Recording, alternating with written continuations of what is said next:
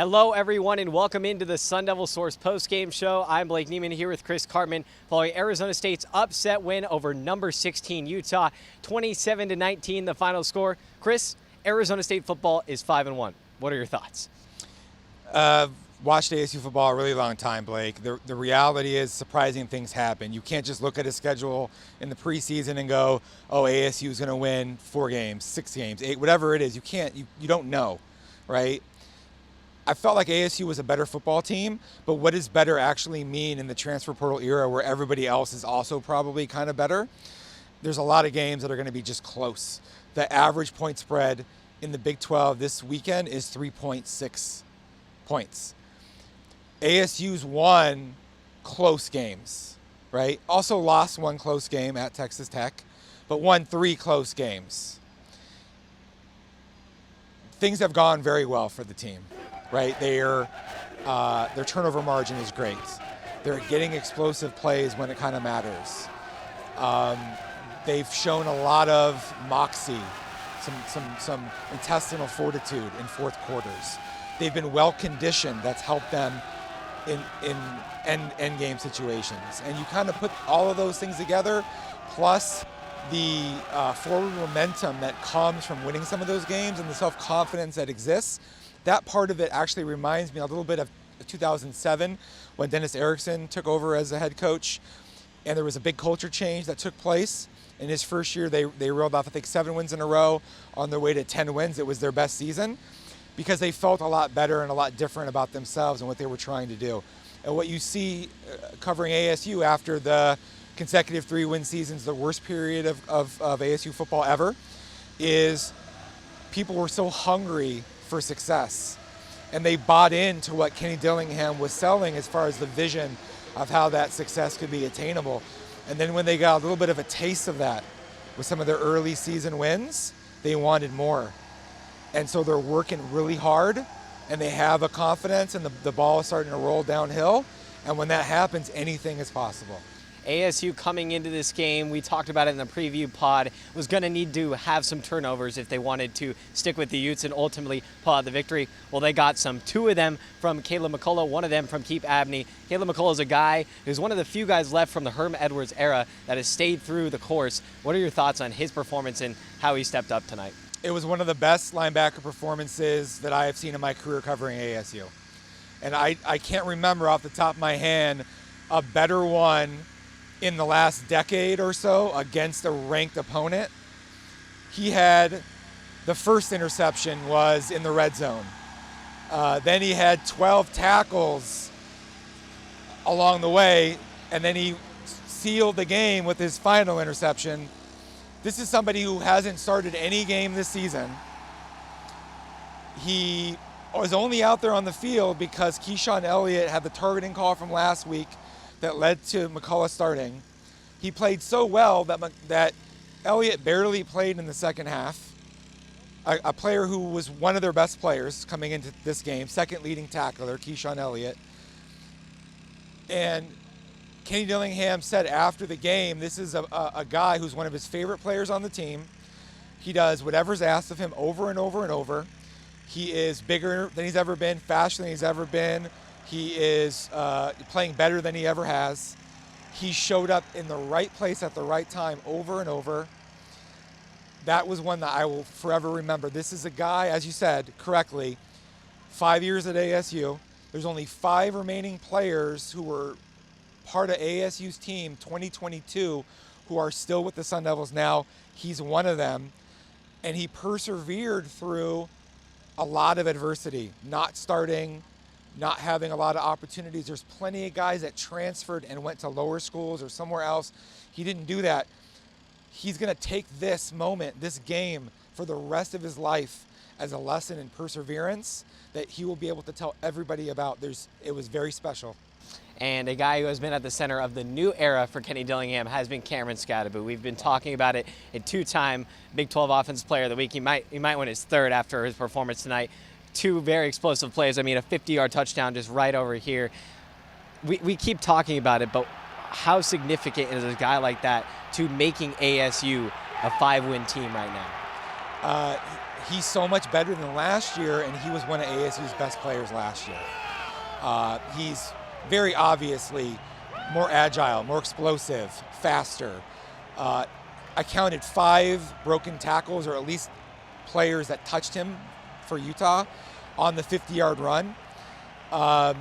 He had so many shorter runs where there were guys immediately flashing in around the line of scrimmage or in the backfield that he just had the dexterity and the vision to avoid and get short to medium gains that put ASU into decent situations for subsequent down and distances. And what is supposed to be an elite Utah defense. Yeah, it's very good. It is a very good defense. 16th in rushing defense, one of the best in third down defenses in the country. Skattebo's twice Offensive Player of the Week in the Big 12 before this game.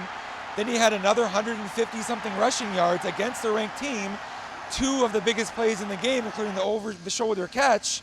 He might go win it again. Like, he's going to be, we'll see what happens tomorrow, but he's going to be in contention. And he's going to get drafted. Like, he's probably going to get drafted now. I never would have thought that a year ago. His ability to make guys miss, his contact balance, his toughness, his willingness to play on special teams. He talked about that after the game, about wanting to show teams already that he wants to do all the things to help. And gosh, he played great. And offensively, though, outside of the run game, we saw a mix-up in the passing game with Sam Levitt going down with an injury here on this near side. Took a hard hit to the ribs. Discuss what he described in his injury. I think that was a busted play. He turned to hand the ball to Skattebo. Skattebo wasn't there. Then he started to run. His tendency is to not slide.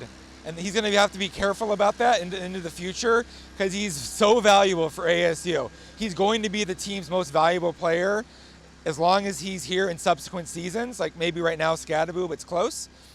But, he's just so tough. He said he took a shot to the ribs. He had spasms, got checked out, went in the locker room, came back for the final play of the first half, played the whole second half. One of the things I talked about before the game is because Utah plays such aggressive man coverage and it's going to load the line of scrimmage up so much, you kind of have to hit on some passing plays on first and second down to keep them honest. And even though he didn't have a big passing performance, very similar to last game, Kansas, 4 passing touchdowns, 157 yards or whatever, this was sort of similar. He played really well. He was accurate. I think he had 6 incompletions, maybe 2 of those were drops. The only interception that he took a blindside hit because ASU's left tackle, Josh Atkins, gave up a pressure on a 3rd down, 3rd and 6, I believe it was, early in the game. He got hit as he threw it, ball came out. There have been 0 bad decision interceptions by Sam Levitt halfway through ASU's season. That is a very impressive statistic. We're talking about Jalen Daniels, Kansas, been playing 5 years of college football. He's got 4 or 5 bad decision interceptions. Cam Rising had 2 in this game, maybe 3 in this game. All of them were right to defensive players. The Keith Avenue one was, a contested maybe play. Okay, fine. The other 2 were bad. And he was not anywhere near his normal self in this game. Coming off a month not playing, he got the finger injury, wore a glove. He completed well under 50% of his passes, 3 interceptions. He didn't have the velocity, didn't have the mobility that we saw from Cam Rising in the past. So he wasn't his normal self. Hard to say whether they would have been better if they had Isaac Wilson playing or not, given that situation. It doesn't matter. Look, ASU's had a bunch of guys not play in game. The ASU had all last season quarterback injuries, offensive line injuries. They had 6 guys in their defensive front, 6 or 7, not play in a couple games earlier this year. Doesn't matter. ASU won. ASU deserved to win this game. ASU showed its resilience, its toughness, its passion, and that was a great performance. And to add on to the impressiveness of the victory, Utah was coming off a bye week, ASU on a short week, yes. Even adds to the impressiveness of it. Let's talk about the red zone. ASU struggled in the red zone defensively up until this game, had not created a stop in the red zone until tonight against Utah, but they came up with some huge ones, including a takeaway. Yeah, that was one of ASU's worst stats coming into this game. Was tied for last in the country, had not had any opponent drive inside the 20 not result in points, right? So tonight, Utah gets down into scoring territory. McCullough, interception. Utah 3 other times is inside the red zone. Stop, field goal. And also had a 4th down conversion attempt that was unsuccessful in the second half. That in and of itself is a difference in the game like this. If just 2 of those are touchdowns, right? Utah wins this game. So ASU's red zone defense, its run stopping against Utah was really good. The linebacker play, not just McCullough, but others on this team. Jordan Crook played a very good game as a linebacker.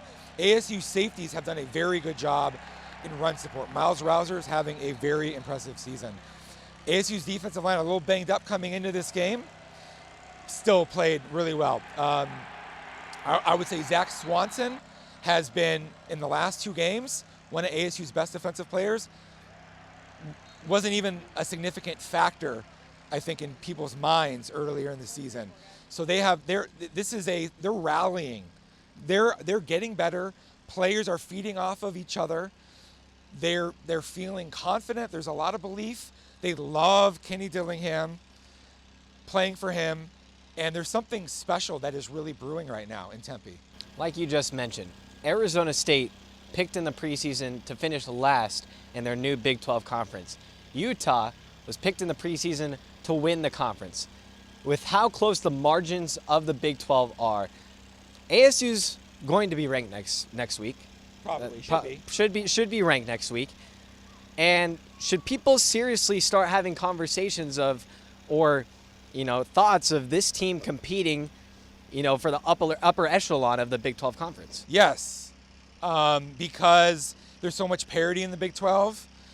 If you take care of your home field advantage and then you go steal a couple on the road, you're right there. ASU has the ability, like Utah, Cam Rising, okay, not at his best, but is Utah going to be a lesser challenge than BYU or UCF? I don't think so. I mean, maybe, but it's not going to be a lot tougher. So ASU has the potential to win all of its games at home this season. And then Cincinnati is beatable on the road. It's going to be tougher than what maybe was expected early in the season. Oklahoma State, far off of expectations. That's a winnable game. Arizona, not playing as well as preseason expectations. That's a winnable game. So it's going to take winning several more close games to be in that situation. But I think that the important perspective around this win is ASU is well ahead of schedule in the second year under Kenny Dillingham. This now almost undoubtedly will be a bowl eligibility season. It very likely will be a season that is a winning record, 7 or more wins. There's a chance to get to 8 or more wins. Nobody I asked who watched the team or had an opinion would have prognosticated 8 or more wins. So they're at the top of the range. And what this does is it shows everybody in the program, their 2025 recruiting class, which is almost full, plus transfers. This is working. The coaching staff is good. They have the ability to put people in position to be successful and move them forward to be NFL draft candidates. We talked about some of the guys.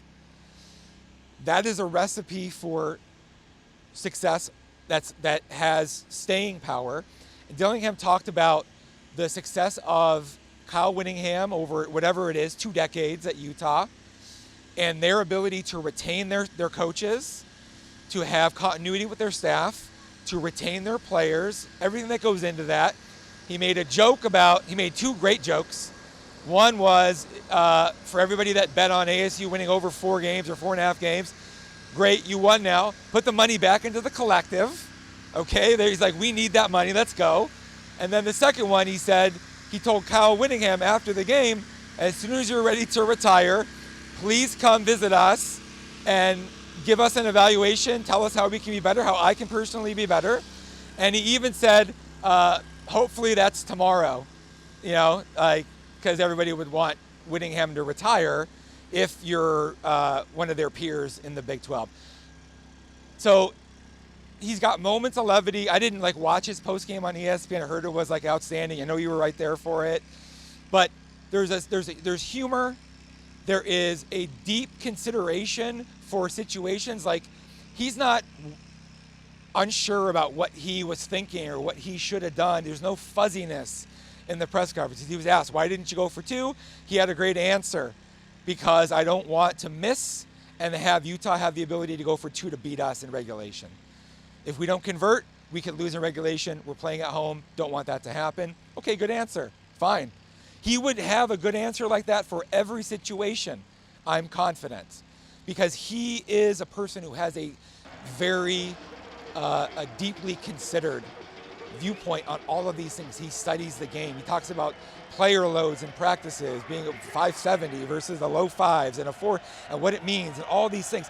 That stuff was not happening at ASU. Okay? I'm telling you, Kenny Dillingham he has the best chance to sustain success at ASU of any coach that I've covered. And I've covered 5 in a row.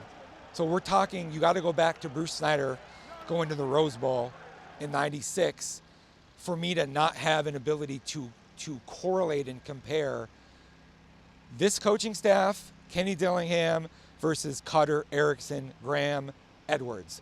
This is the one that I think that ASU fans should have the most confidence in.